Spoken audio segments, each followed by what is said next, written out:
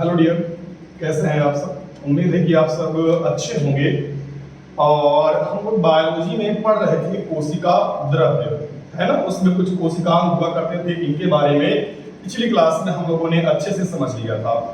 Next class जो है, यानी आज की जो क्लास है, हमें ये समझना है कि उसके जो बचे हुए हिस्से हैं, जैसे कि केंद्रक क्या होता है, उसके बारे में हमें समझना था। उसके बाद विगत वर्षों में जो प्रश्न अब तक पूछे गए हैं या कैसे प्रश्न इस चैप्टर से पूछे जाएंगे, उस पर हम लोग एक क्लास और लेंगे।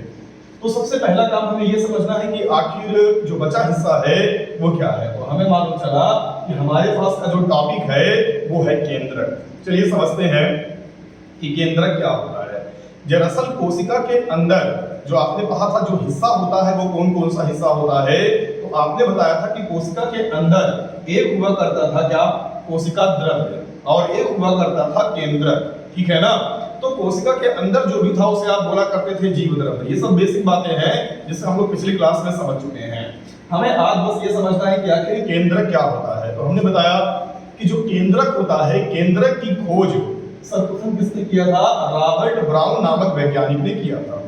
तो केंद्रक की खोज किसने किया था, रॉबर्ट ब्राउन नामक। और अगर आपको कोशिका का स्ट्रक्चर याद हो थोड़ा बहुत, तो ऐसे कोशिका हुआ करती थी और बीच में एक भाग हुआ करता था गोल गोल टाइप का, जिसे हम लोग क्या कहा करते थे, केंद्रक। तो यही हुआ करता था केंद्रक। हमने बताया था केंद्रक में मुख्यतः पाया क्या जाता है, तो आपने लिखा रहा होगा पिछली क्लास में डीएनए और आरएनए।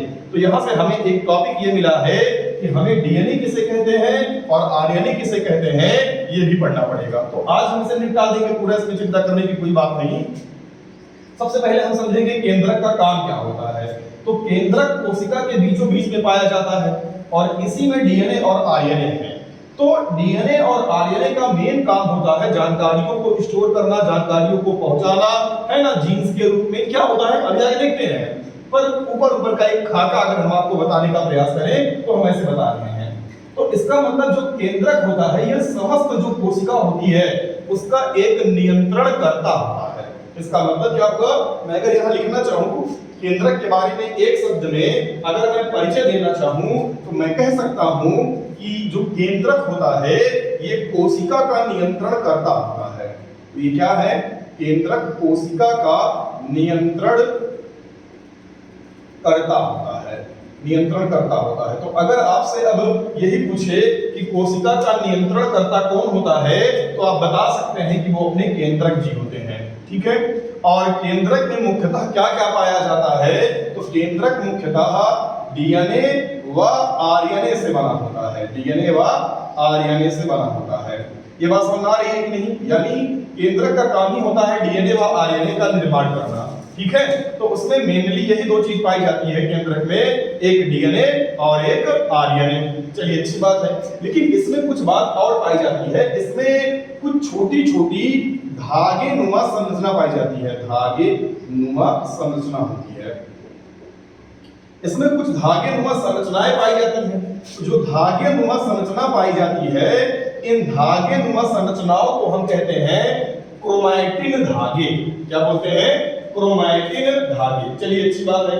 तो अब अगर हम समझे कि क्रोमैटिन धागे क्या होते हैं, तो ये कुल मिला के यही होते हैं डीएनए, आरएनए और जीन्स के निर्माण करता। तो इसमें कुछ धागे नुमा संरचना पाई जाती है जिसे क्रोमैटिन धागे कहते हैं। ये बात समझ आ रही है कि नहीं। तो जो क्रोमैटिन धागे होते हैं वो क्या होते हैं, ये केंद्रक में पाए जाने वाली कुछ धागे नुमा संरचना होती है जिसे हम कहते हैं क्रोमैटिन धागे। तो हम उम्मीद करते हैं कि क्रोमैटिन धागे किसे कहते हैं आप समझ गए होंगे, ठीक है ना। और क्रोमैटिन धागे जो होते हैं इनका जो मेन काम था क्या था, डीएनए, आरएनए और जीन्स आदि का निर्माण करना, उन्हें व्यक्त करना। चलिए ठीक है, ये हमारे समझ में आ गया कि आखिर डीएनए क्या होता है, आरएनए क्या होता है, आगे समझेंगे।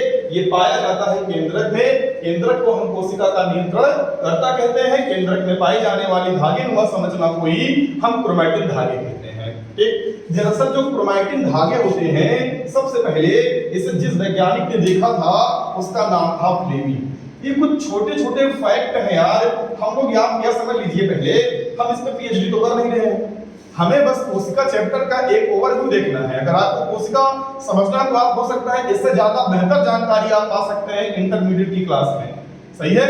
और हमारा बायोलॉजी का यहाँ सिर्फ एक उद्देश्य है कि बाकी किसी एग्जाम में जहाँ आती है ऑब्जेक्टिव पेपर्स में बायोलॉजी, वहाँ हम बेहतर तरीके से अपने आप को दिखा सके कि हाँ हमें सब कुछ आता है। चलिए देखते हैं। तो हमें कुछ बेसिक जानकारी मिल गई केंद्रक के बारे में। अब हमें ये समझना है कि एक शब्द अभी मैंने यहाँ पर बोला था कि आखिर जो जीन्स होते हैं, एक शब्द बोला ना डीएनए, आरएनए और जीन जो होते हैं वो क्रोमैटिन धागों के रूप में उपस्थित होते हैं। चलिए देखते हैं कि आखिर जो जीन था या जो गुणसूत्र था, आखिर ये क्या होता है, गुणसूत्र क्या है। दरअसल जो गुणसूत्र होते हैं, गुणसूत्र किसी भी जीव के गुणों के निर्धारण करता होते हैं। यानी ये क्या होते हैं, गुणसूत्र होते हैं गुणों के निर्धारण करता। यानी अगर किसी भी जीव में जो गुण मिलेंगे वो उसे गुणसूत्रों से ही मिलते हैं। और गुणसूत्रों की जो खोज है वो सबसे पहले वाल्डेयर नामक एक वैज्ञानिक ने किया था। तो वाल्डेयर ने क्या किया था, गुणसूत्रों की सबसे पहले खोज की थी। और गुणसूत्र होते क्या है, तो किसी भी जीव के गुणों के निर्धारण करता होते हैं। अच्छा, एक और बात बताना चाहते हैं हम आपको कि जो गुणसूत्र होते हैं, है ना, ये मिलते कहां से हैं। तो दरअसल जो गुणसूत्र होते हैं ये मिलते हैं पेरेंट्स से, मतलब गुणसूत्र माता पिता से मिलते हैं।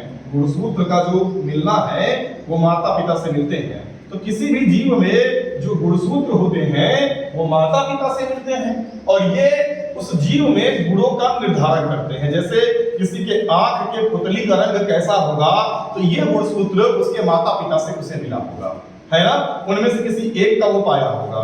ऐसे बहुत सारे जो गुण होते हैं वो यहीं से मिलते हैं। तो इसका मतलब ये हुआ कि जो गुणसूत्र हैं वो जोड़े के रूप में पाए जाते हैं। बात समझ आ रही है ना। तो गुणसूत्र जोड़े के रूप में पाए जाएंगे। तो जो गुणसूत्र जोड़े के रूप में पाए जाते हैं, जो गुणसूत्र जोड़े के रूप में होते हैं, तो जो गुणसूत्र जोड़े के रूप में पाए जाएंगे उसे हम कहते हैं डिप्लॉयड्स। क्या बोलेंगे, डिप्लॉयड।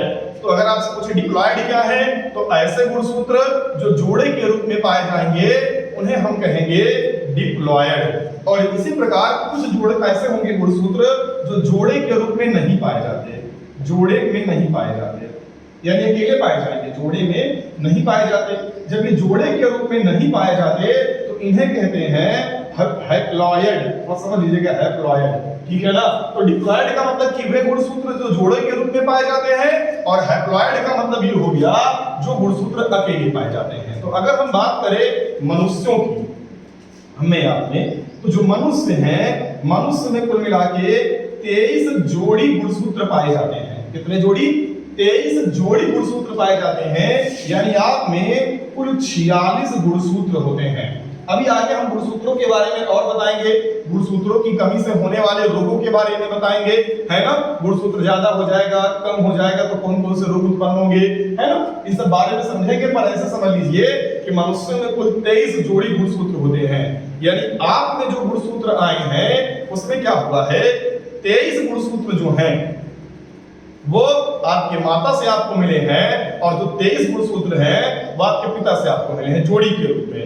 और उन जोड़ों के रूप में से किसी एक का क्या होता है, उद्गम होता है, उभार होता है। समझेंगे हम लोग। जैसे अगर मान लीजिए पुतली का रंग कैसा होगा, इस बात को समझने के लिए आपके पास दो ऑप्शन आए होंगे, एक गुणसूत्र आपके पिता वाला, एक गुणसूत्र माता वाला। इसमें से क्या हुआ होगा, कोई एक गुण सप्रेस हो गया होगा, दब गया होगा, और एक गुण ऐसा हुआ होगा जो परिलक्षित हुआ होगा, जो आपको मिला होगा। वही हम बताना चाहते हैं। तो इंसानों में जो गुणसूत्र होते हैं वो कितने होते हैं, 46 गुणसूत्र होते हैं। तो अब हम समझना चाहते हैं कि ऐसा कौन सा जीव है जिसमें सबसे कम गुणसूत्र पाए जाते हैं। तो सबसे कम गुणसूत्र पाए जाते हैं, सबसे कम गुणसूत्र पाया जाता है, एक जीव है जिसका नाम है एस्केरिस। तो एस्केरिस एक जीव है जिसमें सबसे कम गुणसूत्र पाए जाते हैं, और इसमें जो गुणसूत्र होते हैं इनमें गुणसूत्रों की संख्या होती है 2। तो एस्केरिस एक ऐसा जीव है जिसमें 2 गुणसूत्र पाए जाते हैं। इसी प्रकार एक और जीव होता है, एक और है गुणसूत्र कोलाकेनिया। यह एक ऐसा सजीव है ओलाकिन्ना ही शायद, इसको क्रॉस चेक कर लीजिएगा, कंफर्म नहीं है, ओलाकिन्ना ही शायद होता है। इसमें जो गुणसूत्रों की संख्या होती है वो लगभग 1600 के करीब होती है। तो आप इसे चेक कर लीजिएगा, गड़बड़ होगा तो बताइएगा, कमेंट बॉक्स में लिख दीजिएगा या सुधार दीजिएगा, जो भी होगा इसे कंफर्म कर लीजिएगा। वैसे हमें लगता है ओलाकिन्ना ही होगा, देख लीजिएगा। तो ओलाकिन्ना में 1600 गुणसूत्र पाए जाते हैं मैक्सिमम, और सबसे कम गुणसूत्रों वाला जो जीव है वो एस्केरिस है, इसमें कितने हैं? 2 गुणसूत्र पाए जाते हैं। तो गुणसूत्र क्या है? ये गुणों का निर्धारण करता है कि किसी में कौन सा गुण पाया जाएगा। ये उसके माता पिता से, पेरेंट्स से उसे मिलेगा, जो जोड़ी के रूप में पाया जाएगा उसे हम बोलेंगे डिप्लॉयड, जो वो सिंगल रूप में था अकेले उसे हमने क्या नाम दिया था? हैप्लॉयड। चलिए ठीक है, तो ये बातें हम लोगों को समझ आ गई। दरअसल आज विज्ञान थोड़ा एक अलग लेवल पे चला गया है। कैसे अलग लेवल पर चला गया है समझते हैं। दरअसल जो गुणसूत्र हैं ये गुणों के निर्धारण करता होते हैं, और आज विज्ञान कर क्या रहा है? वो गुणों को परिवर्तित कर सकता है। यानी हम क्या करेंगे, जो गुणसूत्र हैं इन्हें हम अरेंज करके मतलब नए गुणसूत्रों को अपने से बदल सकते हैं, गुणसूत्रों को लिख सकते हैं, यानी जीन्स का क्रम इधर उधर व्यवस्थित करके एक नए जीव में मनचाहा गुण दे सकते हैं। यानी आप चाहें तो super talented, super intellectual, super powerful एक इंसान का निर्माण कर सकते हैं। अभी बीच में उड़ते उड़ते एक खबर आई थी सन 2019 के करीब में, अभी पेपरों पर में आप लोग देखे होंगे तो 2022 में दिया रहा होगा कि चाइना में एक सुपर बेबी का निर्माण किया गया है, जो अगर नहीं मरता है तो लगभग 150 साल तक जिएगा। और आजकल तो एक अफवाह ऐसे, नहीं मरता है का मतलब ये नहीं कि मतलब किसी बीमारी से मर जाए, तब दिक्कत की बात है। अब कोरोना हो जाए मर जाए तो फिर अलग बात है, या अगर मान लीजिए कि एक्सीडेंट हो गया मर गया तो एक अलग बात है। सामान्य बीमारी से अगर वो ना मरे, मतलब खतरनाक कोई नई बीमारी ना आ जाए या एक्सीडेंट ना हो, तो वो लगभग उसकी जो आयु होगी वो 150 साल तक होगी। तो सामान्यतः इंसान 70-80 साल 90 साल में मर जा रहा है, लेकिन उसकी जो जीव था उसकी उम्र कैसे बढ़ गई? हमने क्या किया? उसके जीन्स में सुधार किया, जो खराब जीन्स होंगे उनको निकाल दिया, नए गुणसूत्रों का समावेशन कर दिया, और अपने अनुसार मनचाहा गुणसूत्र देने से जो बच्चा आएगा विभिन्न प्रकार के रोगों से सुरक्षित होगा, सब कुछ होगा। पर भी इस जीन्स के चेंज करने में जो तकनीक है ना वो इतनी सोफिस्टिकेटेड है कि ऐसा हो ही नहीं सकता कि मतलब बहुत ज्यादा सफलता रेट हो। बहुत बार ऐसा होता है कि ऐसे बच्चे का जन्म लेते हैं, प्रयोग भी होता है, तो बस जन्म के वक्त या जन्म से पहले या जन्म के 1-2 महीने बाद किसी भयानक बीमारी, किसी शारीरिक समस्या से मर जाता है। लेकिन अगर बच गया तो सफलता रेट बहुत ज्यादा होती है उसके ज्यादा से ज्यादा जीने की। पर आपको जान के आश्चर्य होगा, ये वर्ल्ड वाइड बैन है कि आप इंसानों के जीन में परिवर्तन नहीं कर सकते, क्योंकि अगर ऐसा किया जाएगा तो फिर क्या होगा? जो बहुत पैसा वाला है उसका बच्चा जन्मजात टैलेंटेड होगा, जब जन्म लेगा तब से ही बहुत ज्यादा पढ़ने में तेज होगा। तो जो अमीरी और गरीबी की एक खाई है ना इस दुनिया में, वो बढ़ती जाएगी। पैसा वाला बनता जाएगा, है ना? जो रिच है वो और ज्यादा रिचिस्ट हो जाएगा, बहुत ज्यादा पैसे वाला, और जो गरीब है वो एकदम से गरीब हो जाएगा, क्योंकि उसके पास संसाधन नहीं होंगे, उसका बच्चा उतना टैलेंटेड नहीं होगा, शारीरिक रूप से उतना सक्षम नहीं होगा। लेकिन जिसके पैसा है वो क्या करेगा? जीन एडिटिंग के जरिए वो क्या करेगा? उसके गुणसूत्रों में सुधार करवा लेगा। तो ये ऐसे प्रयोग जो ह्यूमन लाइफ को बहुत ज्यादा परिवर्तित कर सकते हैं, वो आज पूरे विश्व में बैन है। पर ऐसा माना जाता है कि चाइना चोरी छुपे सुपर सोल्जर बना रहा है। ये अभी हाल ताज की न्यूज़ है, पर देखा जाएगा, भविष्य कभी बदल जाएगा। हो सकता है 3000-4000 सन जब कभी आए तो दुनिया कुछ और हो, इंसान कभी मरे ही ना। ये सब हो सकता है और विज्ञान ऐसा कर सकता है, इसमें कोई भी आश्चर्य की बात बिल्कुल नहीं है। तो हम ये समझना चाहते हैं कि आखिर जब हम गुणसूत्रों को अपने से निर्माण करेंगे तो हम इसे बोलते हैं, जिसमें हम यानी वह शाखा विज्ञान की जिसमें हम ये अध्ययन करेंगे, वो यानी देखो गुणसूत्रों का अपने से निर्माण करना ही कहलाता है इडियोग्राम।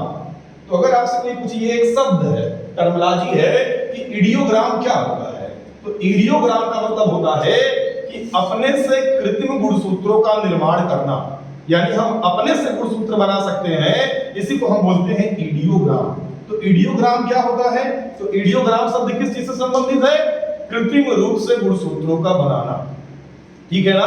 और जब इन कृत्रिम गुणसूत्रों को एक निश्चित क्रम में व्यवस्थित कर दिया जाए, है ना, तो इसमें हम जिस जगह पे व्यवस्थित करना सीखेंगे इसे हम बोलते हैं कैरियोलॉजी। तो तो कुछ छोटे छोटे ये शब्द हैं जो आपको ये पता होने चाहिए डियर, ठीक है ना। अब आपसे पेपर में पूछ ले कि इडियोग्राम संबंधित है, अब नीचे 4 ऑप्शन दे देगा। तो इडियोग्राम किस चीज से संबंधित है? तो गुणसूत्रों का कृत्रिम निर्माण, ये इडियोग्राम से संबंधित है।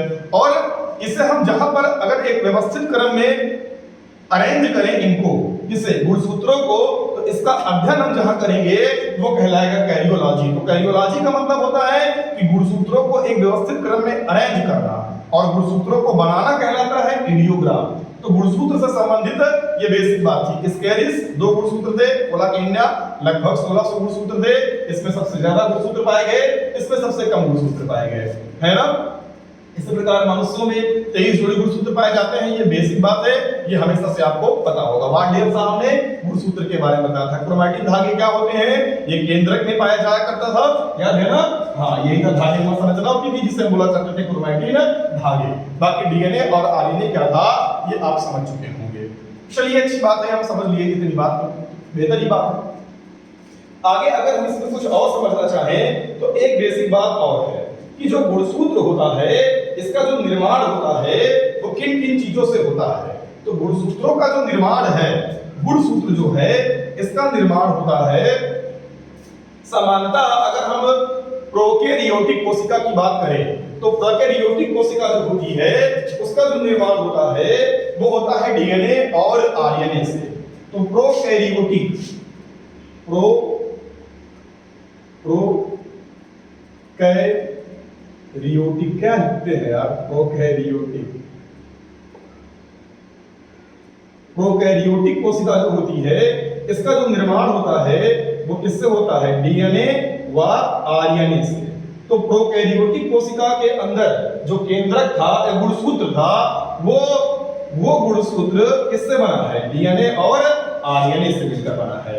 लेकिन अगर हम बात करें प्रोकैरियोटिक कोशिकाओं के सिवाय जो कोशिका होती हैं उनके जो गुणसूत्र होते हैं उन गुणसूत्रों का जो निर्माण हुआ है वो डीएनए से हुआ है, आरएनए से हुआ है, और एक प्रोटीन होता है जिसका नाम है हिस्टोन।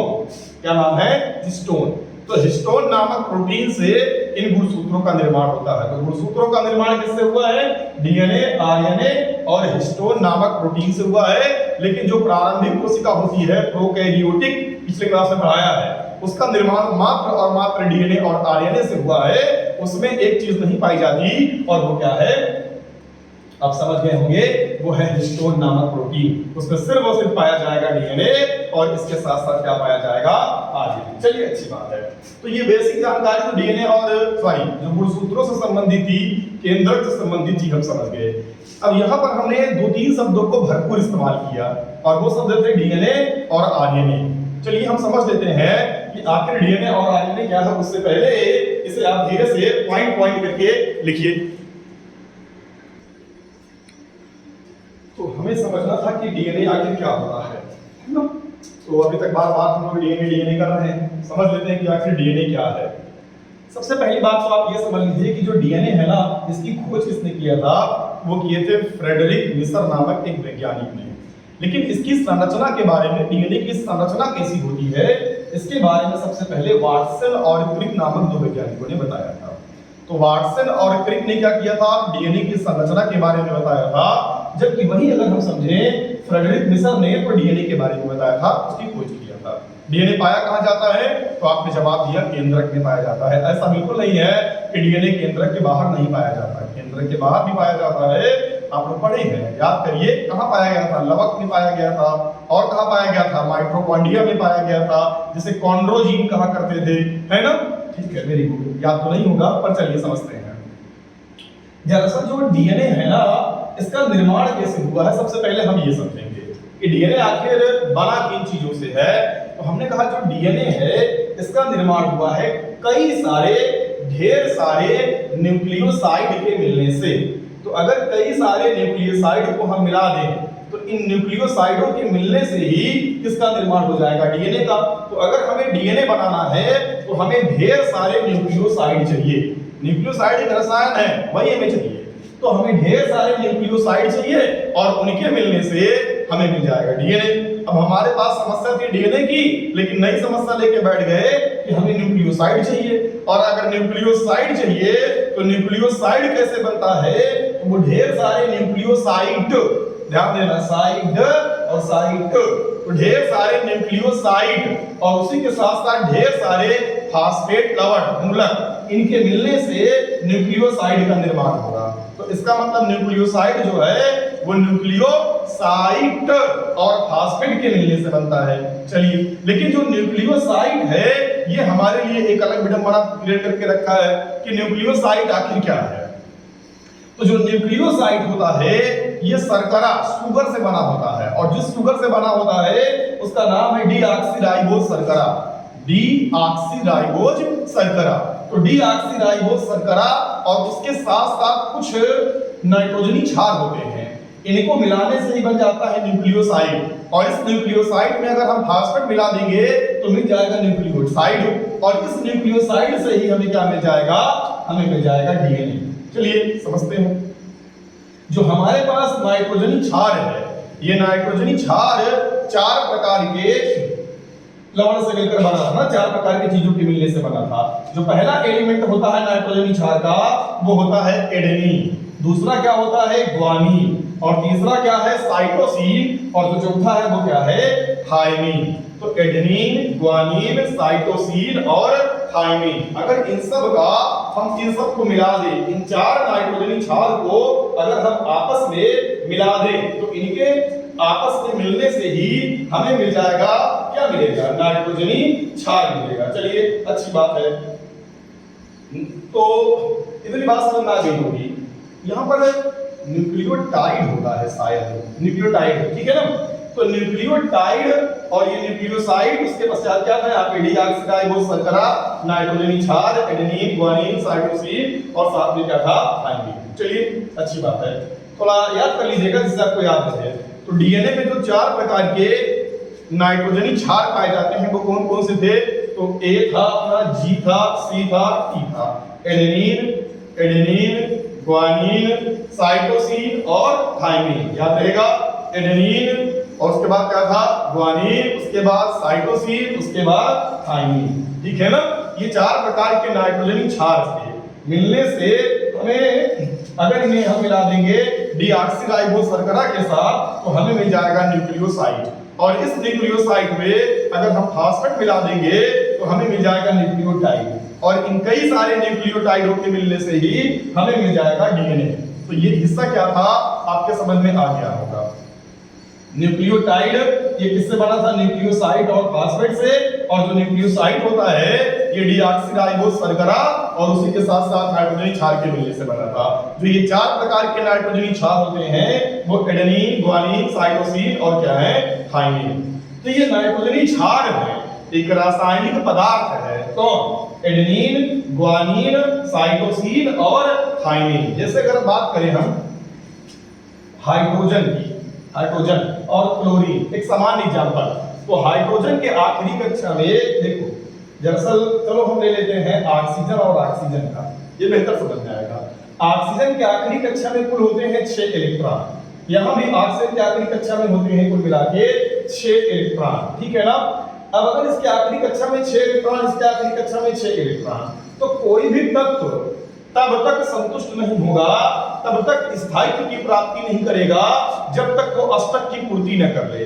और अष्टक पूरा करने के लिए मतलब उसके बाह्य कक्षा में 8 इलेक्ट्रॉन होने चाहिए। अब ऐसा करने के लिए वो इलेक्ट्रॉन लेगा, इलेक्ट्रॉन देगा, इलेक्ट्रॉनों की साझेदारी करेगा, कुछ भी करेगा, लेकिन अष्टक पूरा करना चाहेगा। तो इसके पास आखिरी में 6 इलेक्ट्रॉन, इसके पास भी आखिरी कक्षा में 6 इलेक्ट्रॉन, दोनों एक दूसरे को देख रहे हैं। ये कह रहा है 2 अपना मुझको दे दो, ये कह रहा है 2 मुझको अपना दे दो। ये बेवकूफ है जो अपना इलेक्ट्रॉन को दे देगा, ऐसा होगा नहीं। इन्होंने कहा चलो आओ हम मिलकर कर लेते हैं साझेदारी, तो इन्होंने क्या किया, आपस में साझेदारी कर लिया 2 इलेक्ट्रॉन की। तो इसके पास 6 इलेक्ट्रॉन थे, अब 2 इसके साथ साझेदारी हो गई, तो इसके पास हो गया 6 2 8, और इसके पास जो 2 थे 6 थे, अब ये इनके 2 को भी अपना मान लेगा तो 6 2 8। ये क्या लफड़ा हो गया, इसके वाले इलेक्ट्रॉन को ये अपना बता रहा है और इसके वाले भी अपना बता रहा है। सोचो अगर हम और आप नहीं थे, एक पकौड़े की दुकान खोल ले, है ना, हाँ पकौड़े वाली, मोदी जी वाली। जब अगर हम पकौड़े की दुकान खोल लेते हैं तो अब आप और हम पार्टनरशिप में हैं, पकौड़े की दुकान चल रही है बिंदास, तो पार्टनरशिप में हैं हम, दुकान पे नहीं। आपका मित्र आएगा कहेगा किसकी दुकान है, तो आप एब्सोल्युटली बोलेंगे मेरी दुकान है, लेकिन जब हम रहेंगे दुकान पर तो हम बोलेंगे मेरी दुकान है। तो एक व्यवहारिक सी बात है ना कि पार्टनरशिप में हम ये नहीं बताएंगे ये वाला इनका है, इनका वाला ये गिन लेगा, इनका वाला ये गिन लेगा, तो दोनों का अष्टक पूरा हो गया, दोनों बिंदास घूम रहे हैं। तो वही हमने कहा यहाँ बांड बन गया। इस बांड को हम बोलेंगे द्विबंध यानी डबल बांड। ये रसायन विज्ञान में आप पढ़ेंगे बेहतर। इसी प्रकार नाइट्रोजन के आखिरी कक्षा में कितने इलेक्ट्रॉन होते हैं? 5 इलेक्ट्रॉन। जब 5 इलेक्ट्रॉन है ये 8 करना चाहेगा तो ये 3 इलेक्ट्रॉनों की साझेदारी कर देगा। तो 5 इसका खुद का और 3 इसका, तो 5 3 कितना हो गया? 8। और इसका भी 5 खुद का और 3 इसका, तो कितना हो गया? 8। दोनों का अष्टक पूरा हो गया। क्लियर है ना? इसी प्रकार जो क्लोरीन है इसके आखिरी कक्षा में 7 इलेक्ट्रॉन होते हैं, तो अष्टक पूरा करने के लिए ये 1 इलेक्ट्रॉन की साझेदारी कर लेगा, तो इसका अष्टक पूरा हो जाएगा। हम बताना ये चाहते हैं कि कई सारे तत्व तो एक दूसरे से ऐसे ही अष्टक बना लेते हैं। अब जैसे हाइड्रोजन की आखिरी कक्षा में 1 है, क्लोरीन की आखिरी कक्षा में 7 है, ठीक है। इसको 8 करना है, हाइड्रोजन अपवाद है जो 2 में संतुष्ट हो जाता है, तो ये इसके साथ एक बॉन्ड बना लिया, इसका 2 हो गया और इसके पास कितना हो गया? 2 2 4 2 6 1 7 और 1 इसका कितना हो गया? 8। तो इसका अष्टक पूरा हो गया। तो ऐसे ही काम चल जाता है। जैसे HCl की बात करें तो सोडियम की आखिरी कक्षा में कितना इलेक्ट्रॉन था? 1 है ना। अब ये इलेक्ट्रॉन दे देगा, ये एक वैध संयोजी यौगिक है, ये एग्जांपल इसका नहीं है। यहाँ बात जो बनेगा यहाँ बांध दिया जाएगा, ठीक। ध्यान दीजिए यहाँ पे बांड बना है लेकिन इन सारे एग्जांपल में। तो कहने का मतलब ये है कि अगर यहाँ देखा जाए तो यहाँ पे double bond, single bond, triple bond ऐसा कुछ हो रहा है। यानी कई बार ऐसा होगा जहां इलेक्ट्रॉनों की आपस में साझेदारी होगी, और किस लिए होगी? जिससे कि उनका अष्टक पूरा हो जाए और वो स्थायित्व की प्राप्ति कर सके। और ऐसा नहीं होगा कि हर तत्व जिसका जिससे मन कह रहा है बांड बनाए पड़ा है। जैसे ऑक्सीजन नाइट्रोजन का बांड नहीं बन सकता। क्यों नहीं बनेगा? अभी यहाँ पर देखिए बताइए, अच्छा तो इसलिए नहीं बनेगा, इसको चाहिए कितना? 2, इसको चाहिए कितना? 3। तो इनका अलग लफड़ा है। बना लेते हैं क्योंकि यह तत्व पाया जाता है, इसे टेंशन ना लीजिए, वो अलग मामला है। कैसे होता है बाद में देखेंगे 11वीं के रसायन में। इसी प्रकार कार्बन डाइऑक्साइड, तो ऐसे ढेर सारी चीजें हैं, इसमें बांड बन जाएगा आराम से। तो बना तो लेगा, लेकिन हमने बताया क्या? मुद्दा यहाँ ये कि सब का सब के साथ नहीं बनता, लेकिन कुछ कुछ बनता है। तो वैसे ही ये रसायन है, ऐसा नहीं कि सब एक दूसरे से क्रिया करके एक दूसरे से बॉन्ड बना लेंगे स्थायित्व की प्राप्ति के लिए। यहाँ पर कुछ ही एक दूसरे से बॉन्ड बनाते हैं।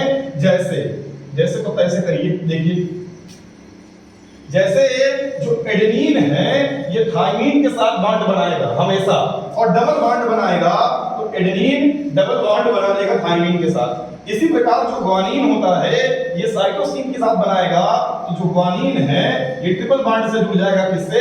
साइटोसिन से। पहले बताइए, समझ आ गया? तो ये हो गया, ये ट्रिपल बॉन्ड से जुड़ गया, ये डबल बॉन्ड से जुड़ गया। हम जानना चाहते हैं आखिर डीएनए क्या होता है। अपना मेन मुद्दा है डीएनए, ये सब नहीं है। तो देखिएगा, याद रखिएगा, एडेनिन किससे जुड़ेगा बच्चा? थाइमिन से। और जो ग्वानिन है वो किससे जुड़ेगा? साइटोसिन से। चलिए, ग्वानिन साइटोसिन से ट्रिपल बॉन्ड से जुड़ेगा, और एडेनिन जो थाइमिन से जुड़ा है वो डबल बॉन्ड से जुड़ा है। अब आइए यहां देखिएगा, जो वाटसन और क्रिक साहब थे, इन्होंने क्या किया था? डीएनए की संरचना बताया था, और इन्होंने बताया कि जो डीएनए होता है ना, डीएनए एक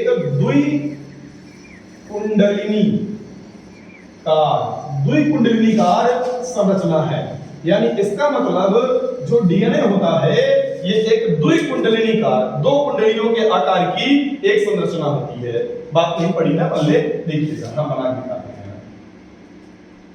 जो ये स्ट्रक्चर बना है ये एक द्विकुंडलिनीकार संरचना हम बनाना चाहते हैं, ठीक है ना। ये एक द्विकुंडलिनीकार संरचना बना रहे हैं, दिख रहा है ना। तो जो ये स्ट्रक्चर बन रहा है, ये स्ट्रक्चर किसका स्ट्रक्चर है? यही स्ट्रक्चर डीएनए है। तो डीएनए क्या होता है पहले बताइए, आपको समझ में आ गया कि नहीं? ये रहा डीएनए, ऐसे ढेर सारा लंबा सा बन जाएगा। तो इसी स्ट्रक्चर को, ये एक द्विकुंडलिनीकार संरचना है, जिसे हम नाम क्या देंगे? डीएनए। अक्सर जब किताब आप देखते होंगे तो बढ़िया इसी से बना रहता है, मुड़ा मुड़ा ना, आगे किताब में रसीद देखेंगे, सर्च कर लीजिएगा, जैसा भी होगा आप समझ जाएंगे। इतना संसाधन की कमी तो है नहीं दुनिया में, बस बाबा जिंदाबाद है। कौन से बाबा? गूगल बाबा। देखिएगा, तो अब यहाँ होता क्या है, डीएनए का निर्माण कैसे होता है? तो इन नाइट्रोजनी क्षारों के एक व्यवस्थित क्रम में आने से। कैसे? देखिएगा, एडेनिन थाइमिन से क्रिया करेगा ना, तो ये एडेनिन थाइमिन ग्वानिन, और ये किससे मिला था? साइटोसिन से। अगला है ग्वानिन साइटोसिन, एडेनिन थाइमिन और ग्वानिन साइटोसिन। ठीक है। अगला है ग्वानिन साइटोसिन और एडेनिन और यहाँ पर है थाइमिन। ऐसे ये कोई भी क्रम हो सकता है। तो यहाँ पर जो विचार आए हैं ये 3-3 के जोड़े में ऐसे आएंगे, 3-3 बन के आएंगे, दिख रहा है कि नहीं? ऐसे 3-3 के रूप में आएंगे, 3-3 के क्रम में आएंगे। और जो ये इन तीनों का क्रम होता है इस द्विकुंडलिका संरचना में, इसी को दुनिया वाले कहते हैं जीन। ये एक जानकारी लिखी हुई है जिससे किसका निर्माण होगा? जिससे निर्माण होता है प्रोटीन का। समझेंगे भी इसके बारे में। पहले यहां बेसिक समझना ही, ये कुछ भी लिखा जा सकता है, कोई भी क्रम होगा, ये बस एक संदेश है। जरा सा सुनिएगा। आप सोचिए आपके शरीर का पूरा निर्माण किस प्रकार हुआ है। चलो अच्छे समझते हैं इसको। आखिर पूरी शरीर, आपका पूरा स्ट्रक्चर किस प्रकार निर्मित हो गया भाई आखिर? तो जाहिर सी बात है, आपने बताया था कि आपके शरीर में कुछ निर्माणकारी पदार्थ होते हैं जिससे पूरा आइटम बन गया है आपके शरीर का। अच्छी बात है। जैसे हाथ बना, हृदय बना, फेफड़ा बना, किडनी बनी, सब पूरी हड्डी, सब आंख, दाल, नाक, दांत, बाल, जो कुछ भी है सब तैयार है आपका। किन चीजों से बना है? तो आपने बताया प्रोटीन से। बाकी चीजों का निर्माण हुआ है या अन्य चीजों से भी हुआ है। तो जिन चीजों से निर्माण हुआ है या जिन प्रोटीन की आवश्यकता थी, प्रोटीन निर्माणकारी पदार्थ है, तो वो प्रोटीन बनेगा कहाँ? सबसे बड़ी समस्या ये है, आखिर प्रोटीन कहाँ बनेगा? तो याद करिए, कोशिकांग में मैंने एक कोशिकांग लिखा था, अंतःप्रद्रव्यीय जालिका, याद आया? और जो अंतःप्रद्रव्यीय जालिका थी वो दो प्रकार की थी, एक स्मूथ हुआ करती थी और एक रफ हुआ करती थी। रफ वाले का मतलब ये था कि उसके ऊपर राइबोसोम पाया जाता था, याद आया? और राइबोसोम का काम हुआ करता था क्या करना? प्रोटीन बनाना। तो राइबोसोम समझ लीजिए एक कंपनी है जो आप कहेंगे वो बना के आपको दे देगा। अच्छी बात है, लेकिन राइबोसोम प्रोटीन तभी बना पाएगा जब उसे जानकारी हो कि किस प्रकार की प्रोटीन बनानी है और कैसे कैसे वो बनेगा। वहां चूल्हा है, गैस सिलेंडर है, आदमी खड़े हैं, लेकिन उन्हें पता नहीं कैसे बनाना है। उन्हें जाओ बता दो भैया ये मसाला डालो, ये आइटम डाल के ये बनाओ, तो बना के दे देगा। ले जाओ, जो काम करना है कर दो। तो राइबोसोम का काम क्या है? खाना बना के दे देना। बाकी इस्तेमाल जहां करना है करो, हमसे कोई लेना देना नहीं है। चलो, राइबोसोम भाई साहब इंतजार में है कि हम प्रोटीन बनाएंगे जिससे शरीर के विभिन्न अंगों का निर्माण होगा। अब जो ये जानकारी है ना कि कैसे खाना बनेगा, कितना मसाला डालना है, क्या क्या डालना है, ये जानकारी डीएनए में स्टोर है। और डीएनए ये एक द्विकुंडलिका संरचना है, और जो इसमें ये स्टोर हुई है, जो संरचना में जो जानकारी स्टोर हुई है, ये ऐसे 3-3 के क्रम में आके स्टोर हुई है। और इसी एक क्रम को ही हम बोलेंगे जीन। तो जीन क्या है? जानकारी जो ये बताएगी कि इसकी वजह से कौन सा प्रोटीन बनेगा जिससे हाथ का निर्माण होगा, फेफड़े का निर्माण होगा, या किसी अन्य अंग का निर्माण होगा, किसी अन्य भाग का निर्माण होगा शरीर में। तो जीन्स क्या है? जीन्स जानकारी है, इंफॉर्मेशन है। और ये इंफॉर्मेशन लिखी कहां पे है? तो इसी डीएनए में लिखी हुई है। तो आप इसको सामान्य भाषा में समझ सकते हैं कि जो डीएनए होता है ये एक किताब है। डीएनए एक क्या होती है? किताब। अब किताब ऐसी भी हो सकती है जो सादे पेज की हो या कुछ लिखा हो। तो किताब में जो जानकारी लिखी गई है उसे दुनिया वाले बोलते हैं जीन, और जो किताब है उसे हम क्या बोलेंगे? डीएनए। बात समझ आ गया? तो डीएनए अकेले आपके किसी काम का नहीं होगा जब तक कि उसमें कोई जानकारी नहीं लिखी हो, और उसी जानकारी को हम क्या कहते हैं? जीन्स। तो जीन्स क्या है पहले बताइए, समझ आ गया? उसमें लिखी हुई जानकारी। अब देखिएगा, आपके शरीर में एक हिस्सा और पाया जाता है, कोशिका के अंग में एक हिस्सा पाया जाएगा केंद्रक में, आरएनए। और आरएनए भी आगे हम पढ़ाएंगे, पर ऐसे हम पहले उसका परिचय दे देते हैं आपको, इंट्रोडक्शन का होगा टेलर टाइप का। चलो आप देखते हैं आरएनए करता क्या है। आरएनए पहुंचेगा इनके पास, डीएनए साहब के पास आया और देखा भाई कुछ बनाना है शरीर में, किसी अंग का निर्माण करना है, आया और उस जिस प्रोटीन की उसको जरूरत थी वो यहाँ पे आया और जो लिखा था उसको पढ़ लिया। यानी आरएनए आएगा, डीएनए में जो जीन में जानकारी लिखी है उसे पढ़ेगा, यानी उस जानकारी को लेगा और लेके निकल दिया। तो आरएनए यहाँ से आया, डीएनए से जानकारी लिया और निकल दिया। कहाँ गया? विदेश नहीं जाएगा, वो उसी कोशिका के उस हिस्से पर जाएगा जहां पर राइबोसोम था। और राइबोसोम बताया ना क्या काम करता है? जानकारी मिल जाएगी, बना के दे देगा। तो आरएनए को जो जानकारी डीएनए से लिया था वो जानकारी ले जाके दे देगा किसको? राइबोसोम को। और राइबोसोम बना देगा अपने मन मुताबिक प्रोटीन जो उसे जानकारी मिली थी, और उसी प्रोटीन से निर्माणकारी क्रिया शरीर में हो जाएंगी।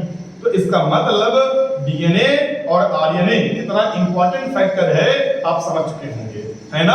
और उस डीएनए का सबसे महत्वपूर्ण इंपॉर्टेंट हिस्सा कौन है, वो है जीन। चलिए जीन के बारे में ये जानकारी हमें मिल गई कि बस जीन क्या है, जीन मतलब डीएनए में लिखी हुई जानकारी है। कई बार ऐसा होता है कि जो आपका ये डीएनए का हिस्सा है ये खाली रहता है, यानी इसमें कोई जानकारी नहीं होती। यानी ऐसा डीएनए जिसमें कोई जानकारी ना लिखी हो, जिसमें जीन्स ना लिखे हो, उसे हम बोलते हैं जंक डीएनए। क्या बोलते हैं, जंक डीएनए। जंक डीएनए मतलब खाली डीएनए, बेकार का डीएनए है, कोई जानकारी नहीं लिखी है इसमें, खाली है डीएनए का ये हिस्सा, इसलिए उस डीएनए को हम बोलेंगे जंक डीएनए। तो जंक डीएनए क्या समझ गए ना, डीएनए का वह हिस्सा जिसमें कोई भाग, कोई जानकारी नहीं लिखी हो, कोई जीन्स ना हो, उसे हम बोलेंगे जंक डीएनए। इसी प्रकार अगर हम लोग समझें तो कई बार डीएनए में जो ये जीन्स है, ये जानकारी है, ये बार बार रिपीट हो जाएगी, यानी ये खंड नीचे भी मिल जाएगा, फिर नीचे भी मिल जाएगा। तो जब एक डीएनए में जीन्स जो था वो बार बार रिपीट होने लगे तो ऐसे डीएनए को हम बोलते हैं रिपीटिटिव डीएनए। रिपीटिटिव डीएनए, बस शब्दों को सुनिए, मन के तो आप लिख लीजिए, है ना। रिपीटिटिव डीएनए, जो भी हो यार, हिंदी उतनी नहीं आती। रिपीटिटिव डीएनए, तो हिंदी पढ़ने थोड़ी ना आया होगा, तो रिपीटिटिव डीएनए अंग्रेजी में लिखिएगा, रिपीट लिख के टीटी लगा दीजिएगा आगे, तो रिपीटिटिव डीएनए। तो ऐसे डीएनए को हम बोलेंगे रिपीटिटिव डीएनए। आपको जान के आश्चर्य होगा कि जो इंसानों का डीएनए है, अगर इसका अध्ययन किया गया तो हमें यह मिलता है कि आपके डीएनए का जो अधिकांश हिस्सा है वो रिक्त है, यानी खाली है। अधिकांश मतलब होता है आधे से अधिक, खाली है मतलब जंक डीएनए है। और आज हमारे पास ऐसी तकनीक है कि हम इसमें चीजों को, अपने से जानकारी को लिख सकते हैं, टाइप कर सकते हैं। कई उदाहरण कैरियर टाइपिंग, कुछ याद आ रहा था, पीछे बताया था। तो यहां पर हम क्या करेंगे, अपने मन मुताबिक कृत्रिम तरीके से नई जानकारी लिख देंगे। और जब नई जानकारी लिख देंगे तो जब आरएनए आएगा तो नई प्रकार की जानकारी ले जाएगा, तो नए प्रकार का प्रोटीन शरीर में बनेगा, जिस नए प्रकार के गुणों का विकास होगा। इसका मतलब हम ये कह सकते हैं कि हम किसी भी इंसान में कोई भी गुण अपने से डाल सकते हैं जो हमारा मन है।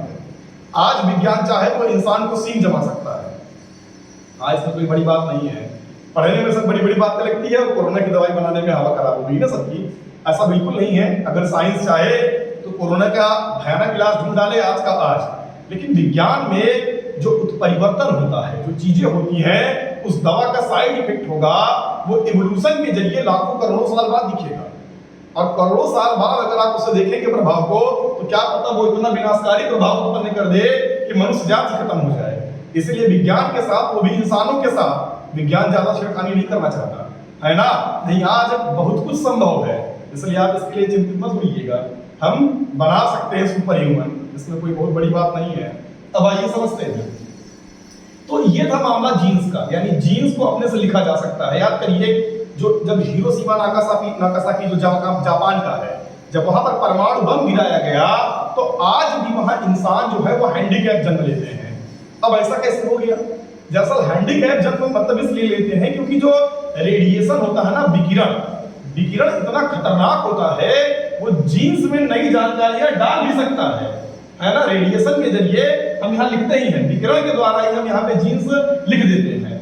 तो जब वहां बम लगा तो जो रेडिएशन उत्पन्न हुआ उससे उनके जीन में परिवर्तन हो गया, यानी बहुत सारे जीन ऐसे थे जो मिट गए। अब सोचो अगर किसी की कोशिका से अगर ये जीन्स मिट जाए कि आंख का निर्माण कैसे होगा, तो वो बंदा तो उसकी आंख है, वो एकदम जीता जागता चलता फिरता दिखेगा, लेकिन उसके डीएनए के हिस्से से एक जानकारी मिट गई कि नेत्र कैसे बनता है।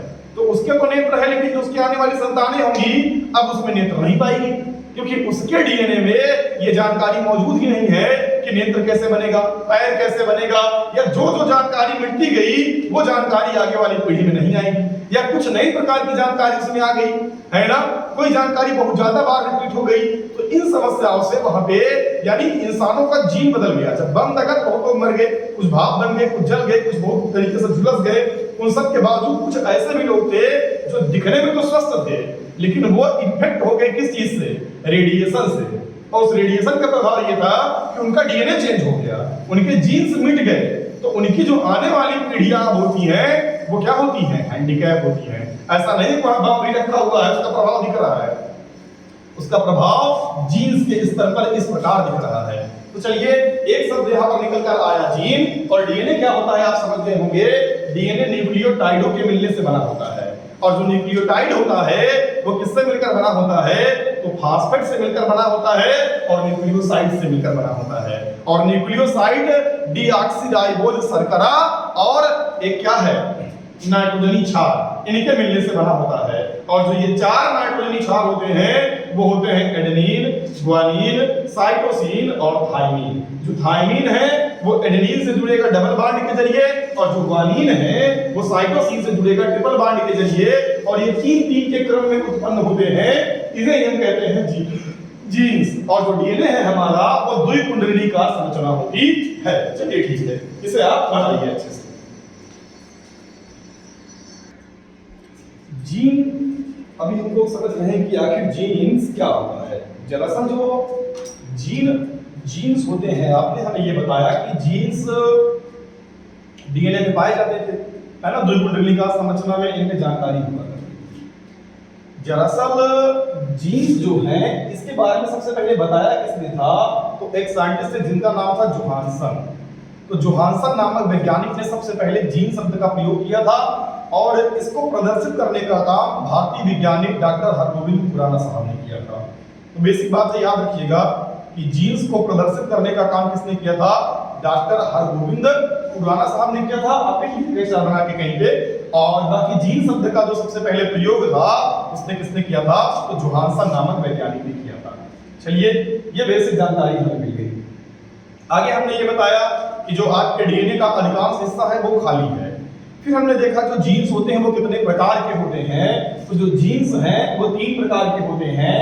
पहला है सिस्ट्रॉन, दूसरा है म्यूटॉन और तीसरा है रिकॉन। आइए इन सब का मतलब समझ लेते हैं।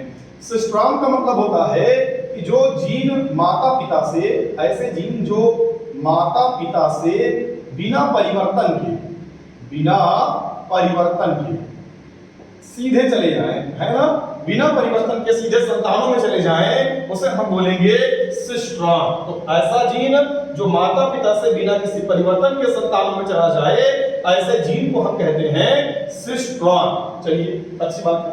अगला जीन होता है म्यूटॉन। जो म्यूटॉन होता है ये क्या होता है, ये समय के साथ उत्परिवर्तन के द्वारा, किस घटना के द्वारा, उत्परिवर्तन के द्वारा परिवर्तित हो जाए, उत्परिवर्तन के द्वारा आ जाए, बदल जाए, नए जीन आ जाए, इसे हम बोलेंगे म्यूटॉन। तो म्यूटॉन का मतलब कि समय के साथ उत्परिवर्तन के कारण नए जीनों का आ जाना या नए जीन उत्पन्न हो जाना, बदल जाना जीनों को, इसी को हम बोलेंगे म्यूटॉन। तो ऐसे जीन जो उत्परिवर्तन के कारण बदल जाए उन्हें हम क्या बोलेंगे, म्यूटॉन। और अगला होता है रिकॉन। रिकॉन का मतलब ये होता है कि देखिए, जब कोशिका विभाजन का अर्धसूत्रीय विभाजन होता है, तो अर्धसूत्रीय कोशिका विभाजन में क्या होता है कि जो जीन होते हैं, जीन की अदला बदली हो जाए, जीन्स की अदला बदली। तो जो जीन्स की अदला बदली की प्रक्रिया होती है, इसी को हम बोलते हैं रिकॉन। क्या बोलेंगे, रिकॉन। तो रिकॉन का मतलब ये होता है कि जीन्स की अदला बदली, तो इस क्रम को हम बोलेंगे रिकॉन बोलेंगे। यहाँ पर अर्धसूत्रीय कोशिका विभाजन में जीन्स बदल जाएंगे। चलिए हम दिखाते हैं एग्जांपल के तौर पे कैसे, आखिर ये क्या है। देखिए, जैसे मान लीजिए कि हमारे पास यहाँ पर एक जीन है ए, बी, सी, डी, ई, ऐसे ही कुछ है ना।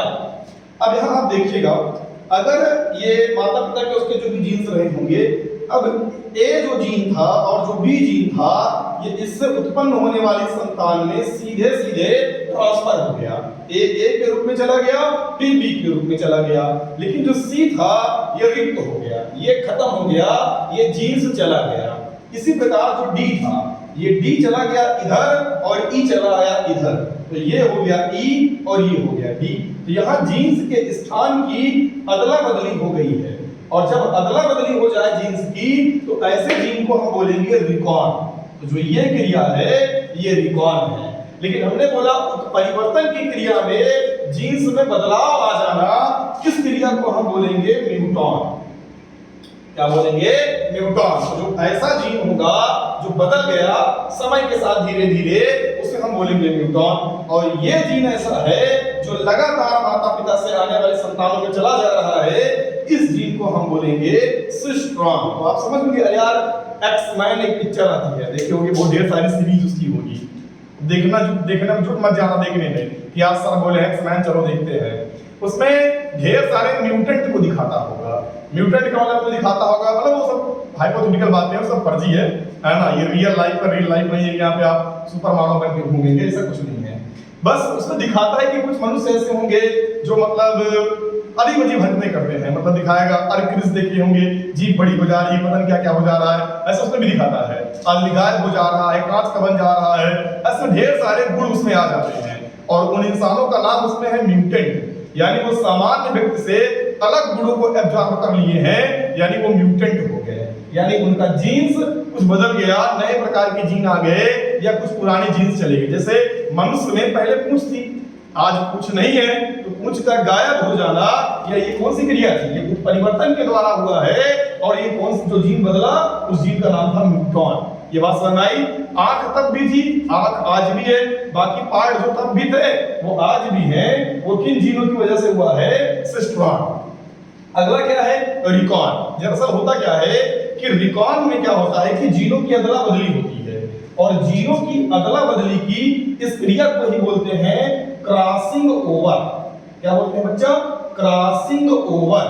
तो क्रॉसिंग ओवर का मतलब होता है जीनों की अदला बदली, और जीनों की अदला बदली की प्रक्रिया में क्या होता है कि जो आने वाली संतानें होंगी उनमें जो रोग होंगे, आनुवंशिक बीमारियां होती हैं, वो कम से कम जाती हैं।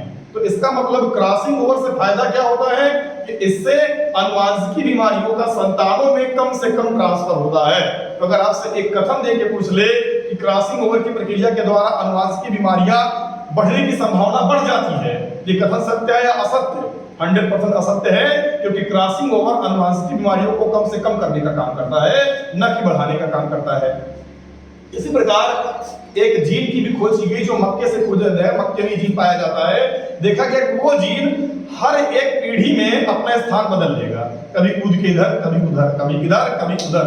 तो ऐसे जीन्स जो हमेशा अपने स्थान में परिवर्तन कर लेते हैं, ऐसे जीन्स को हम कहते हैं जंपिंग जीन।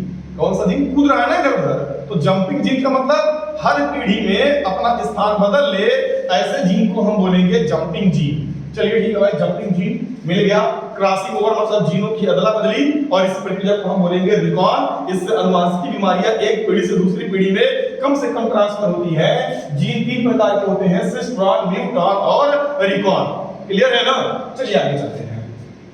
अगला जो मुद्दा अपने पास है वो है क्या है, वो है आरएनए। आरएनए का मतलब क्या था? Ribose nucleic acid. चलिए, आरएनए की खोज भी किसने की थी? आरएनए के बारे में बताया किसने था? तो वही जिसने बताया था किसके बारे में, डीएनए के बारे में, वाटसन और क्रिक ने। दरअसल जो ये संरचना होती है वो एक कुंडलीकार होती है, एक कुंडलीकार। वो द्वि कुंडलीकार थी ना, याद करिए, इसमें एक कुंडली होती है बस, वो भी ऐसे ऐसे, ठीक है। और इसमें भी यही पाए जाएंगे 4 नाइट्रोजनी क्षार। कौन से? एडेनिन, ग्वानिन और क्या है, साइटोसिन, और यहाँ है यूरेसिल। तो अंतर क्या है पहले ये समझिएगा।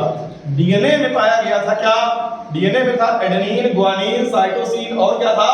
थायमिन। और यहाँ पर एडेनिन, ग्वानिन, साइटोसिन और यूरेसिल। तो अंतर यह है कि आरएनए में यूरेसिल पाया जाता है, जबकि डीएनए में पाया जाता है थायमिन। बाकी सारा आइटम सेम है, कतई नहीं सेम है। वहां पर जो शर्करा थी वो डीऑक्सीराइबोज शर्करा थी, और यहाँ पर सिर्फ क्या है? राइबोज शर्करा। नाम में देखो, राइबोज न्यूक्लिक एसिड है कि नहीं, लेकिन वहां पर नाम क्या था? वहां पर नाम था डीऑक्सीराइबोज न्यूक्लिक। तो यहाँ पर जो शर्करा आएगी वो राइबोज शर्करा आएगी। तो यहाँ पर आरएनए बहुत सारे न्यूक्लियोटाइड के मिलने से बनता है, डीएनए भी बहुत सारे न्यूक्लियोटाइड के मिलने से बनता है। यहाँ का जो न्यूक्लियोटाइड था वो ढेर सारे न्यूक्लियोसाइड और फास्फेट के मिलने से बना था, वहां भी ढेर सारे न्यूक्लियोसाइड और फास्फेट के मिलने से न्यूक्लियोटाइड बना था। लेकिन यहाँ पर जो न्यूक्लियोसाइड था वो राइबोज शर्करा के मिलने से बना था, जबकि जो डीएनए में था वो डीऑक्सीराइबोज शर्करा के मिलने से बना था। क्लियर है ना? यहाँ पर क्या है? राइबोज शर्करा, वहां पर क्या था? डीऑक्सीराइबोज शर्करा। हम उम्मीद करते हैं आ रहा है, थोड़ा क्लास बोरिंग से लग रही है क्या? हो सकता है लग नहीं हो, पर फैक्ट है ना इसमें ढेर सारे। तो समझिए कि ये हो गया राइबोज शर्करा, उधर क्या था? डीऑक्सीराइबोज शर्करा। राइबोज शर्करा में अगर हम लोग क्या मिला देते हैं? नाइट्रोजनी क्षार, तो इसके मिलने से बन जाएगा क्या? न्यूक्लियोसाइड। न्यूक्लियोसाइड में मिला देंगे फास्फोर तो बन जाएगा न्यूक्लियोटाइड, और ढेर सारे न्यूक्लियोटाइड तो बन जाएगा आरएनए। और जो यहाँ पर नाइट्रोजन क्षार है वो भी कितने प्रकार का है बच्चा? 4 प्रकार का। कौन कौन सा है? एडेनिन, ग्वानिन, साइटोसिन और थाइमिन या यूरेसिल। यूरेसिल मतलब हो गया आरएनए, थाइमिन मतलब डीएनए। तो डीएनए अगर बनाना होता तो अपन यहाँ क्या करते? यूरेसिल के स्थान पे लिख देते थाइमिन, और इधर जहाँ लिखा हुआ था न्यूक्लियोसाइड के नीचे राइबोज शर्करा, यहाँ लिख देता मैं डीऑक्सीराइबोज शर्करा। ये जो स्ट्रक्चर था वो बन जाता आरएनए का। उम्मीद है आया होगा। यहाँ पर भी वही फंडा है कि जो ग्वानिन है, ग्वानिन साहब साइटोसिन से जुड़ेंगे, और जो एडेनिन है वो यूरेसिल से जुड़ेगा। तो 3 के क्रम में यहाँ पर भी आएगा। यहाँ पर ग्वानिन ऐसे सी, ग्वानिन के साथ जोड़ दो इसको सी, या सी ऐसे ग्वानिन। देखिए ना कैसे लिख दिया? कुछ भी लिख दो, बस 3 के क्रम में लिखते हैं, है ना। और इसी प्रकार यहाँ पर लिख दिया मैंने इसके साथ यूरेसिल, इसके साथ यूरेसिल, और इसके साथ ये था साइटोसिन। ठीक है ना। तो ये बन गया हमारे पास क्या? ये था आरएनए से संबंधित कुछ जानकारी। अब बेसिक जानकारी यहाँ पर कुछ और है, चलिए इसके बारे में कुछ समझ लेते हैं। पक्का ये आ रहा है ना डियर? आरएनए का काम क्या होता है बताइए? आरएनए क्या करता है? जानकारी को पकड़ के लेके जाएगा और पहुंचाएगा किसके पास? राइबोसोम के पास। अगर याद हो थोड़ा बहुत आपको तो चलिए हम याद कराते हैं। जो आरएनए होता है ना, आरएनए, ये आरएनए 3 प्रकार का होता है। कितने प्रकार का? 3 प्रकार का। जो पहला आरएनए होता है वो होता है मैसेंजर आरएनए, जिसे हम कहते हैं एमआरएनए। तो एक आरएनए हो गया एमआरएनए। अच्छा समझ आ रहा है कि नहीं? एक हो गया एमआरएनए, मैसेंजर आरएनए, ठीक है। एक होता है ट्रांसफर आरएनए और एक होता है आरआरएनए। तो मैसेंजर आरएनए, आरआरएनए, ठीक है ना। और अगला हो गया क्या? Transfer RNA. सबका नाम फुल फॉर्म में आप लिख लीजिएगा। M for messenger, R for ribosomal और टी फॉर ट्रांसफर। तो इसका मतलब mRNA messenger RNA, rRNA ribosomal RNA, लिख लीजिए हिंदी में राइबोसोमल आरएनए, और टीआरएनए यानी ट्रांसफर आरएनए। अब आइए इनका मतलब समझ लेते हैं। तो आरएनए साहब कितने प्रकार के थे? 3 प्रकार के, एमआरएनए, आरआरएनए और क्या है? टीआरएनए। कई बार पूछेगा इनका काम क्या है? आरएनए जो मैसेंजर आरएनए है, नाम से लग रहा है मैसेज पहुंचाने का काम करता होगा। और कैसे मैसेज पहुंचाएगा? आरएनए साहब जाएंगे किसके पास? पहले डीएनए के पास, और डीएनए मतलब किताब। उस किताब में क्या लिखी है? जानकारी। वही है क्या? जीन। तो ये आरएनए जाएगा, मैसेंजर आरएनए जाएगा और किसके पास जाएगा? डीएनए के पास। कहेगा साहब क्या है जानकारी बताइए, कुछ मसाला बनवाना है, अरे प्रोटीन। तो अब क्या करेगा? आरएनए में टिपेगा। आरएनए जो मैसेंजर आरएनए है वो जानकारी लेगा डीएनए से, और लेके सीधे पहुंचेगा कहां पे? ये मैसेज लेके पहुंचेगा कहां पे? राइबोसोम के पास, और उनको बताएगा कि साहब अगर ये मसाला, ये प्रोटीन तैयार करना है तो ये काम करो, वो बन जाएगा। वो कहेगा अच्छा ऐसा है क्या? अब जुड़ जाएगा। अब उसको अगर बनाना है क्या? उसे बनाना है प्रोटीन, तो लोगों की चाहिए मदद, तो उसकी मदद करने के लिए वहां राइबोसोमल आरएनए पाया जाएगा। यानी राइबोसोमल आरएनए राइबोसोम की प्रोटीन बनाने में मदद करता है, ठीक है ना। तो राइबोसोमल आरएनए राइबोसोम को प्रोटीन बनाने में मदद करेगा। लेकिन मुद्दा ये है कि अब अगर उसे मान लो बनाना है प्रोटीन, तो किसी भी पदार्थ के निर्माण के लिए कच्चा माल चाहिए। जैसे अगर हमें रोटी बनाना पहले आटा चाहिए, आटा भी चाहिए तब जब गेहूं होगा, है ना। पानी चाहिए, गैस चाहिए, हर सामान बनाना तो आता है राइबोसोम को। मदद करने वाले लोग भी वहां पर पड़े हैं, लेकिन सामान लाने वाला कोई और चाहिए, तो आरएनए होता है ट्रांसफर आरएनए। यानी कि विभिन्न प्रकार के अमीनो अम्ल जिसकी मदद से प्रोटीन का निर्माण होता है, उसको राइबोसोम तक लाने की जिम्मेदारी किसकी होती है? ट्रांसफर आरएनए की। तो ट्रांसफर आरएनए अमीनो अम्ल पकड़ के लाएगा, राइबोसोम को दे देगा, और राइबोसोम पे पहले से ही राइबोसोमल आरएनए है, वो मदद करेगा प्रोटीन को बनाने में। और कैसे बनेगी प्रोटीन उसकी जानकारी लेके आएगा कौन? Messenger RNA. तो इसका क्रम क्या हुआ कि मैसेंजर आरएनए यानी एमआरएनए जानकारी लेकर पहुंचा किसके पास? राइबोसोम के पास। राइबोसोम का ठीक है भाई, जानकारी मिल गई है, मदद करने वाली पार्टी आ जाए तो वहां आरएनए आएगा, कहेगा बोलो क्या काम करना है? बताएगा तो कहेगा ठीक है काम करेंगे, लेकिन पहले सामान आना चाहिए, तो वहां सामान पहुंचने वाले की जिम्मेदारी होगी ट्रांसफर आरएनए की, और इन सब के मिलने से हमें मिल जाएगा प्रोटीन। समझ गए ना? और ये जो पूरा प्रोसेस है, इसी प्रोसेस को बोलते हैं सेंट्रल डोग्मा। तो सेंट्रल डोग्मा का मतलब क्या हो गया कि एमआरएनए, आरआरएनए और ट्रांसफर आरएनए के मिलने से राइबोसोम पर क्या बन जाता है? प्रोटीन बनने की प्रक्रिया ही है सेंट्रल डोग्मा। तो what is the central dogma? Is clear?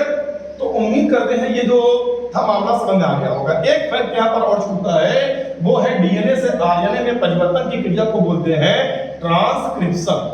यानी जो डीएनए था वही आरएनए में बदल के जानकारी लेके जाता है राइबोसोम के पास। तो डीएनए से आरएनए का मिलना ही कहलाता है ट्रांसक्रिप्शन, और दोबारा आरएनए का पुनः डीएनए में बन जाना तो उसी का उल्टा हो गया, तो रिवर्स ट्रांसक्रिप्शन बोल देंगे। और डीएनए से डीएनए और आरएनए से आरएनए बनने की प्रक्रिया को हम बोलते हैं डुप्लीकेशन। तो डुप्लीकेशन का मतलब हो गया डीएनए से डीएनए, आरएनए से आरएनए, और डीएनए से आरएनए बनने का मतलब होता है ट्रांसक्रिप्शन। तो अगर आप सोचे ट्रांसक्रिप्शन की प्रक्रिया है डीएनए से डीएनए का निर्माण, आरएनए से डीएनए का निर्माण, डीएनए से आरएनए का निर्माण, तो ऑप्शन क्या लगाएंगे डियर आप? एकदम सही, आप लगाएंगे डीएनए से आरएनए, ट्रांसक्रिप्शन, रिवर्स ट्रांसक्रिप्शन मतलब आरएनए से डीएनए। ये बेसिक जानकारी थी, आप समझ गए। तो उम्मीद है ये आपको आ गया होगा। ये चैप्टर आपका समाप्त होता है डीएनए आरएनए। एक बात याद रखिएगा, आरएनए में जो नाइट्रोजनी क्षार हुआ करता था वहां पे 3 समान थे, जैसे कौन कौन? Adenine, guanine, cytosine. लेकिन डीएनए में हुआ करता था वहां पर क्या? थाइमिन, और आरएनए में होता था यूरेसिल। यहाँ पर जो नाइट्रोजनी क्षार था उसके साथ में एक शर्करा मिली हुई थी जिसका नाम था, क्या था? राइबोस शर्करा, जबकि वहां पर डीऑक्सीराइबोस शर्करा थी। डीऑक्सीराइबोस शर्करा के मिलने से यहाँ पर बना था न्यूक्लियोसाइड। वहां पर जानते हो ना, यहाँ पर क्या है? राइबोस शर्करा के मिलने से बना है न्यूक्लियोसाइड, और वहां पर क्या मिला था? डीऑक्सीराइबोस। और उसमें अगर हम फास्फेट मिला देंगे तो न्यूक्लियोटाइड, वहां पर भी न्यूक्लियोटाइड। न्यूक्लियोटाइडों के मिलने से ही बन गया क्या? डीएनए, और यहाँ पर आरएनए। तो उम्मीद करते समझ में आया होगा। डीएनए एक द्विकुंडलिका संरचना होती है, जबकि जो आरएनए है वो एक सिंगल कुंडलिका संरचना होती है। आरएनए 3 प्रकार का हुआ करता था, कौन कौन सा? Messenger RNA, ribosomal RNA, transfer RNA. Transfer RNA का काम क्या था? अमीनो अम्ल को राइबोसोम तक लाना। मैसेंजर आरएनए का काम क्या है? डीएनए से जानकारी को कहां लेके जाना? हाँ, राइबोसोम तक लेके जाना। और राइबोसोमल आरएनए का काम क्या है? तो राइबोसोम के प्रोटीन के निर्माण में मदद करना। मैं इस फैक्ट को यहाँ पर लिखा नहीं हूं, ये आपकी जिम्मेदारी बनती है कि बगल में इसे अपने नोट्स में इन चीजों को लिखें, है ना? और इसी से क्वेश्चन आते हैं कि आपको लग रहा है कि पता नहीं क्या क्या बके पड़ा हुआ है, टीचर घबरा गया है। ऐसा बिल्कुल नहीं है, आप चीजों को समझेंगे तो आएगा। जो जीन्स थे वो भी 3 प्रकार के थे। सिस्ट्रॉन था, याद होगा, जो सीधे माता पिता से डायरेक्ट पहुंच जाए संतानों में, सिस्ट्रॉन। लेकिन जो परिवर्तित हो जाए उत्परिवर्तन के द्वारा बदल जाए, खत्म हो जाए, उसे बोलेंगे न्यूट्रॉन। और क्रॉसिंग ओवर याद आया, यानी इसका मतलब रिकॉन, बदल जा रहा है। कुछ जीन ऐसे तो जंप करते हैं, उन्हें बोलेंगे जंपिंग जीन। ठीक है ना? तो यहाँ पर हम लोगों ने डीएनए, आरएनए और जीन से संबंधित चीजों को अच्छे से समझ लिया है। चलिए, ये इतना बेसिक है कि नॉर्मल जो पेपर होते हैं उनमें काम चल जाएगा। अब कोई कह दे कि इतना जीन्स पढ़ने के बाद जाएगा इंटर की कॉपी लिख के चलाएगा, तो फिर समझ लो बेइज्जती है, घनघोर बेइज्जती। हमने पहले बताया कि इंटरमीडिएट की बायोलॉजी आप नहीं पढ़ रहे हैं, ये बेसिक्स है, एकदम नॉर्मल बेसिक, कक्षा 10 या कक्षा 9 तक का बेसिक है। और इससे आपका कोई भी एग्जाम होगा वो आराम से क्रैक कर सकते हैं। जैसे कि जितने भी ऑब्जेक्टिव पेपर दुनिया में होते हैं जहां बायोलॉजी आती है वो आप कर सकते हैं। अब जितने भी में सीपीएमटी और पीएमटी टाइप का पेपर नहीं है, क्योंकि वो स्पेशली बायोलॉजी का है, ठीक ना? नहीं तो तू करवाओ हमारी आप फ्री में कि क्या पढ़ा दिया ये मास्टर। चलो, उम्मीद करते हैं कि चीजें आपको आ रही होंगी, इसे घर पे रिवाइज करें, 1-2 बार आप चीजों को देखें। अब अगला बचा है हमारा टॉपिक है, वो है कोशिका विभाजन। नेक्स्ट क्लास जो होगी बायोलॉजी की, उसमें हम कोशिका विभाजन समाप्त कर देंगे। तो पूरी की पूरी कोशिका विभाजन समाप्त होगी, उसके बाद एक क्लास और लगेगी लगभग 20 मिनट की। और उस क्लास में हम लोग क्या करेंगे? बस हम लोग कोशिका जो चैप्टर हम लोगों ने पढ़ा और जो सजीव चैप्टर पढ़ा, इससे संबंधित अब तक जो कितने भी क्वेश्चन आए हैं वो, तो 2 क्लास अभी हमें चाहिए, एक इसके बाद वाली, एक उसके बाद 20। तो 2 क्या यार, बेइज्जती कर रहे हो, 1.5 क्लास है ना? चलिए ठीक है, उम्मीद करते हैं चीजें आई होंगी। रिवाइज करें, बार बार पढ़ें और थोड़ा धैर्य बनाएं। थोड़ा क्लास कभी कभी बीच में सीरियस हो जाती है, आई नो। जब इसमें मसाला है नहीं तो जबरदस्ती मसाला किस बात करें, टॉपिक पे रहेंगे ज्यादा अच्छा है ना? चलिए ठीक है, मिलते हैं नेक्स्ट क्लास में। Best of luck.